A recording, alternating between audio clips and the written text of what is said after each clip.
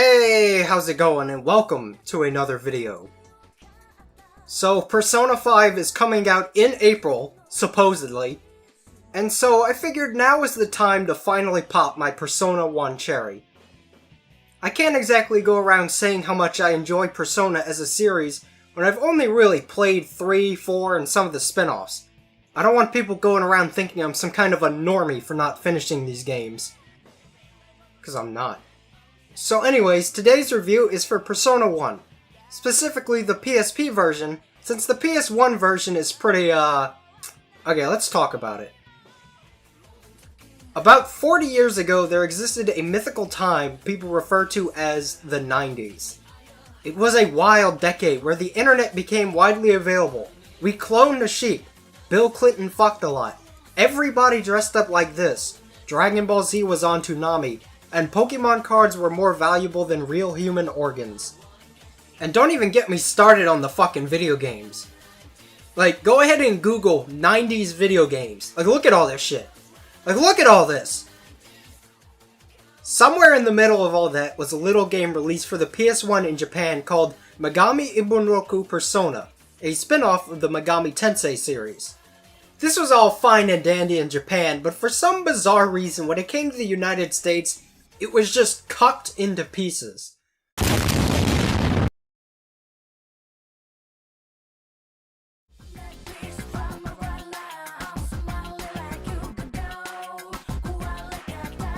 Fun fact, this is actually the second Megami Tensei game to ever be released in the West, the first being the Virtual Boy classic, Jack Brothers.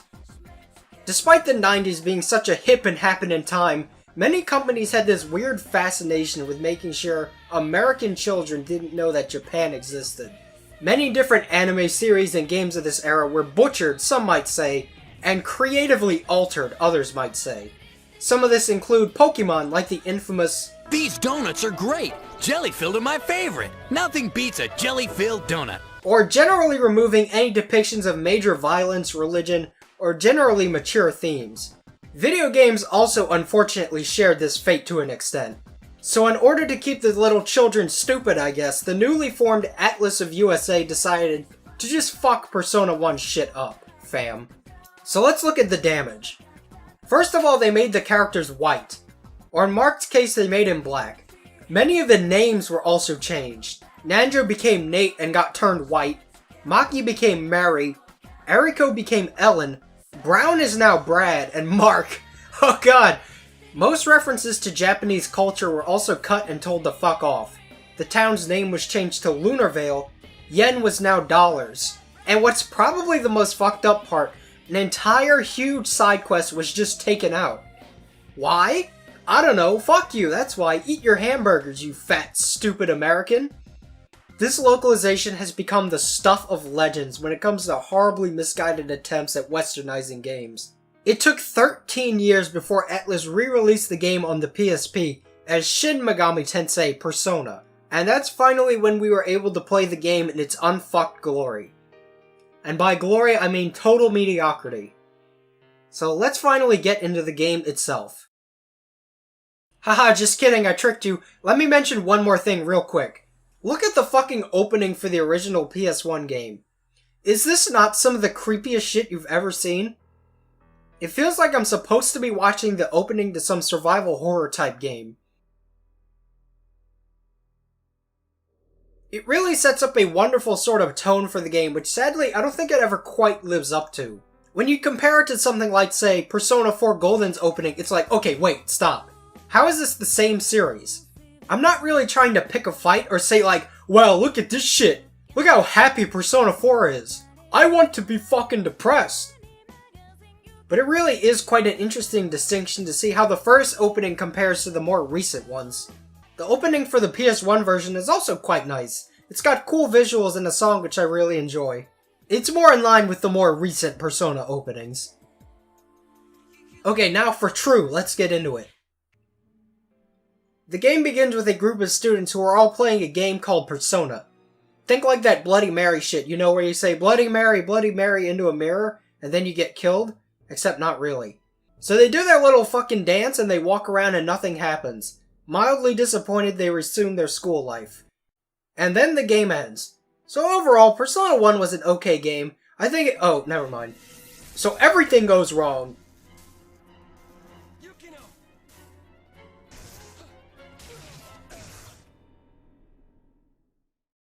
You talk to this dude, and he talks about, like, the inner spirit, I think, and then you're free to roam around. Persona 1 is a first-person dungeon crawler akin to the Devil Summoner games, which were released around the same time, and this was tried more recently with Strange Journey. I tend to enjoy this style of dungeon crawling, although it does have the potential to create some of the most frustrating dungeons. Fortunately, Persona 1's dungeons are nowhere near as bad as Strange Journeys or most SMT games in general. But we'll be getting into that a bit more in the video later. Anyways, you and your friends go visit this girl named Maki, and she's sick, right? And then, oh no! Fucking zombies show up, and you get into your first battle. This is actually one of these standout moments of the entire game where your party awakens all of their first personas and just wipe the enemies out. It's a cool scene, and the song that's playing, A Lone Prayer, is great. At least for this first time you hear it. This is actually the main battle theme of the game, and although I don't enjoy it as much as Mass Destruction or Reach Out to the Truth, it's a good song. Sadly, it kind of becomes this noise you hear over and over every time you get into a battle. It never gets annoying per se, but you know what I mean. Now let's talk about the actual battle system. Persona 1 operates on a grid-based system with your party on one side of the field and the enemies on the other. All skills and attacks have a certain range. For example, most physical attacks only hit a small area, whereas magic like Mirage hits the whole field. At first it seems like it might be a really complicated system that requires a lot of thought and management, but it's actually quite simple. You're pretty much always going to be able to do damage to some enemy with some kind of attack. It's otherwise a fairly standard combat system. The problem is less the actual fights and more just kind of the pacing of it. I swear, the game feels so fucking slow to play. And it's not because of any hardware slowdown or anything like that. It's mostly the animations and how long it takes to finish anything. Here's how a typical fight goes. Select your attacks. Watch everybody do an animation for summoning their personas or shooting their gun or whatever. It takes probably almost half a minute to just do a round of attacks. The enemies are worse though. Some of them have attacks that I swear go on for about 10 seconds. Look at this.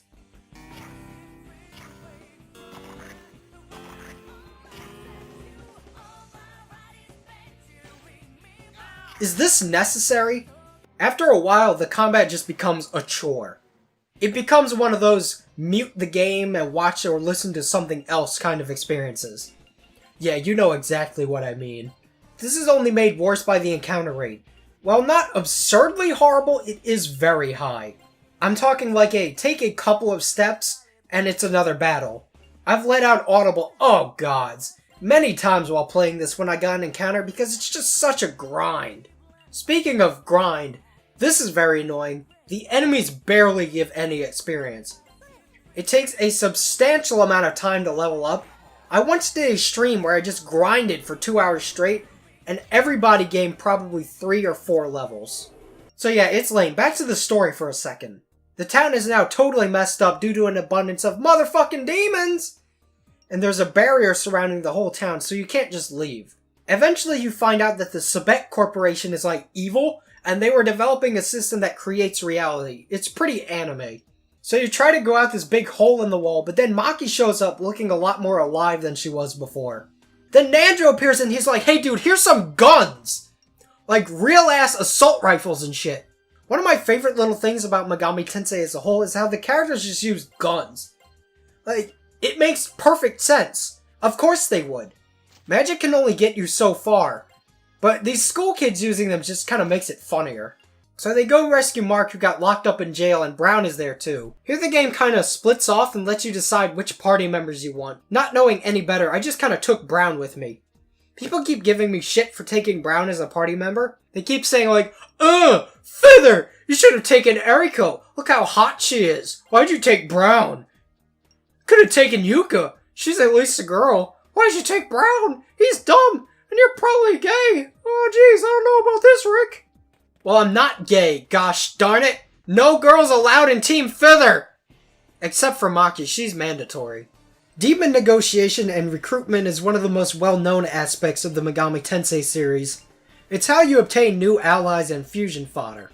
In order to recruit demons, you need to contact them and basically say things that make them happy, and different demons like to hear different things. For example, some demons that are more joyful might like to hear a joke or see a dance. There's 4 different emotions a demon can feel, and basically you want them to either be happy or excited. If they're angry, they'll likely attack you. Although I had this one time where a demon got so mad he joined me out of anger.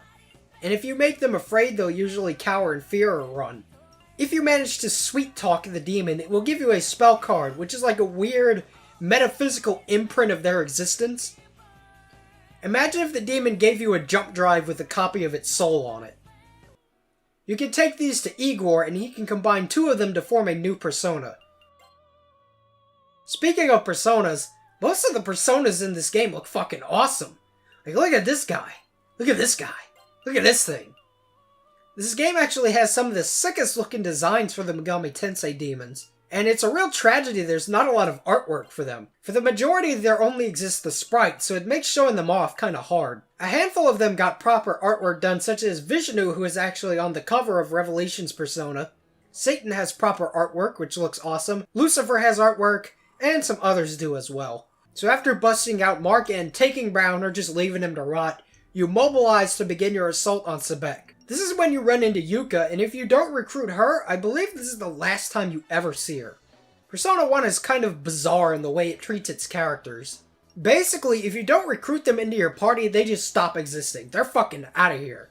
So let's just assume you have a party with the protagonist, Maki, Mark, Nanjo, and Brown. Yukino, Eriko, and Yuka don't matter. And it's not like they die or anything, they just stop existing as far as the game is concerned. Imagine if, in Final Fantasy VII, your party was Cloud, Tifa, and Barret, and then you had a choice between getting Aerith, Cid, Yuffie, or Red 13. The one you pick stays, while the other 3 just stop mattering. It's kind of strange. I just wish we kinda saw what was going on with them while you were out doing your thing. Maybe the characters you didn't pick could have formed their own little group and you run into them from time to time. Kind of like Devil Survivor, the greatest video game ever made. After a very long, standard, boring dungeon, you reach the leader of Sebek and the game's main antagonist, Kandori. He kind of makes a typical final boss and runs away right after showing you his fucking awesome persona. The fight against Kandori's lackeys is the first major boss battle, and the first time we get to hear my favorite song in the game, Bloody Destiny. It's a great tune, and it's totally in line with the kind of soundtrack you'd expect from more recent Persona games.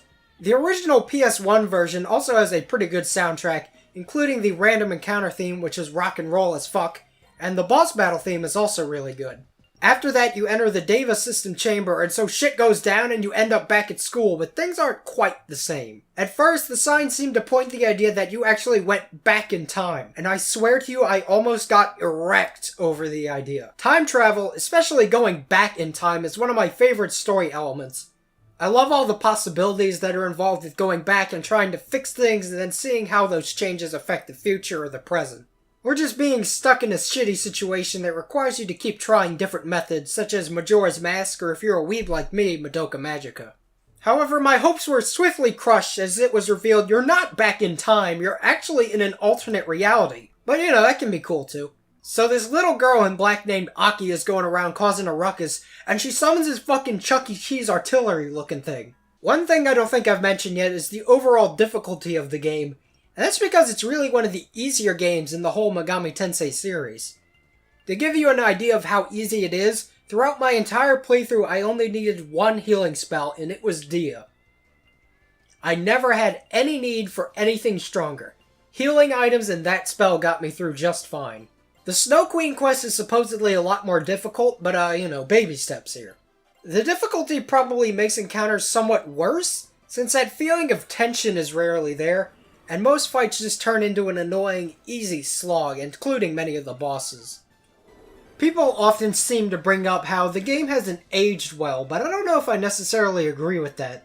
The way I see it, a game hasn't aged well when the graphics or general interface actively interfere with the gameplay. For example, I feel Shin Megami Tensei 1 can be considered a game that hasn't aged very well. The menus in that game are generally very clunky, and the limited graphics makes it difficult to figure out where to go. And just the way old RPGs were designed makes it kinda hard to get through. I don't really feel as though Persona 1 has aged badly. I can still figure out all the menus, the game is simple enough to get through, and the graphics all still look good enough. It still plays perfectly fine, which I think is the most important thing. So the overall age of it is probably the least of its problems. After some bullshit in a tunnel system, you end up on the other side of town where everybody is under the trance of some bitch called the Harem Queen. You have to make your way through the Kama Palace, which is one of the more confusing dungeons in the game. At the end, you reach the Harem Queen, who is one of your classmates? I don't really remember. Persona has become very well known for its emphasis on characters and their personal problems they have to deal with.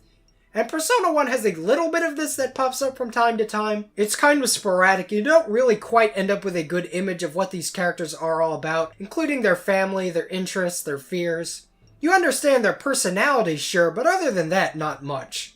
They're okay characters in general. I like Nanjo, Mark, and Brown well enough.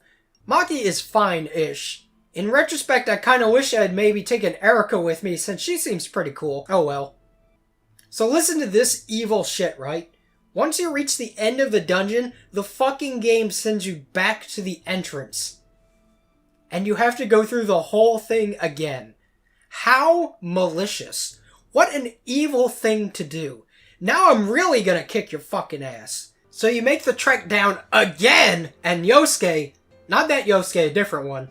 Alright, sorry. Comes down and starts actually a kinda cute little scene. The two settle their lovers' quarrel and they kiss and make up and live happily ever after. Next order of business is to go to this forest on the other side of town, which means passing through that goddamn subway system again. We need half of a compact to get into the castle where Kandori is at. So let me give you the rundown. Basically, there's two little girls. One is named Mai and the other one is named Aki. Okay, now pay close attention. Watch this. This will be important later.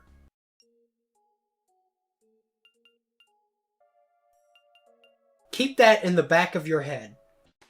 So she summons a teddy bear to fight you. This is a kind of weird game.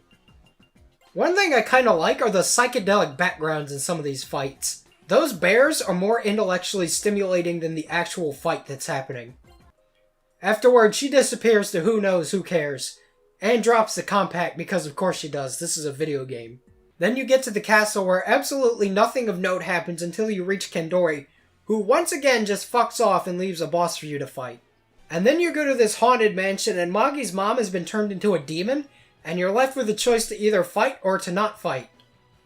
And if you don't fight, she just kind of turns back to normal. Okay. So you warp yourself back to the main world and go through another very dull dungeon that ends with your final confrontation against Kandori. This is where you ultimately find out his motivation for doing all this. He basically wanted to become a god to destroy the world, I think. Because, like, if we're alive, we suffer. And so there's no meaning to being alive. But now that he's actually become a god, he's just, like, bored and wants to die. It's kind of just a typical JRPG anime bad guy sort of motivation. Kandori as a character isn't particularly interesting either. When he's first revealed, he's pretty neat. He's got kind of a swagger to him, but other than that, he's just whatever. I think Aki actually succeeds at being a villain more than Kandori. She does more to disrupt the party and be villainous, and she's just kind of an annoying brat in general. I have a mantra when it comes to villains. I feel like a villain succeeds if you hate them, you love them, or you agree with them, and I don't feel as though Kandori succeeds at any of that. He doesn't really do anything in particular to wrong me or my party. His plan is a bit too generic for me to care or agree with, and his personality's just kind of like, I'm the bad guy, you know? But wait, then he turns into God Kandori, who looks like Bizarro Sephiroth from Final Fantasy VII. After that, it's revealed that the entire alternate reality was created from the real Maki, the sick Maki, her hopes and dreams, including my Aki and the Maki that's been in your party the whole time. So you go in this room, and there's three Makis, the real one who's in a coma, the fake one made out of the real one's dreams, and the little girl Maki also created by the real one. So then the fourth Maki shows up, takes away the other two, and then the credits roll. Wait, what? You ever get that sinking feeling in your stomach when you realize something went wrong, and you're pretty sure you got a bad ending? Well, this is the bad ending. Remember back when we were talking to the white Maki? Well, it turns out me pressing this one dialogue option fucked me out of the good ending. Well, why? That makes no sense. Why is the flag for the good or bad ending like 15 hours in and the actual ending is at like 20 hours in? Persona 3 and 4 pulled the same shit, but you could save right before making the choice, so if you fuck up, you could just redo it. Look at the way the game mocks you when you pick wrong. Ooh, this is no time for jokes, Fither. Yeah, it's a joke. It's real fucking funny. And there's no way to fix this, mind you. You need to go back, play through the whole game again, and make the right dialogue options to get the good ending. So, my lovely viewers, I'm going to cheat and just look up what happens on YouTube. I always try my best to record my own footage unless I literally can't, and I really don't feel like playing through this whole game again. So thanks to Red Queenie for this footage I pillaged. The quality's not quite as good, but it's what we gotta work with, I suppose.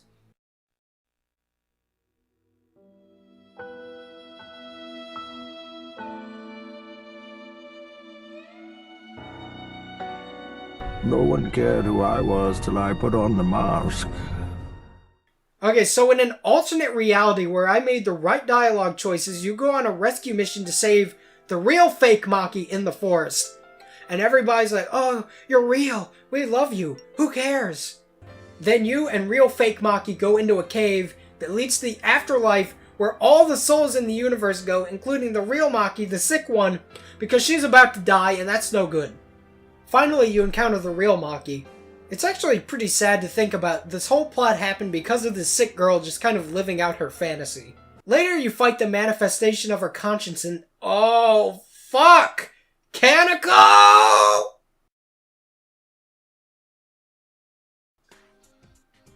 So you beat this form and she turns into a butterfly? It's really not a very exciting final boss design, and the song that plays is just alright.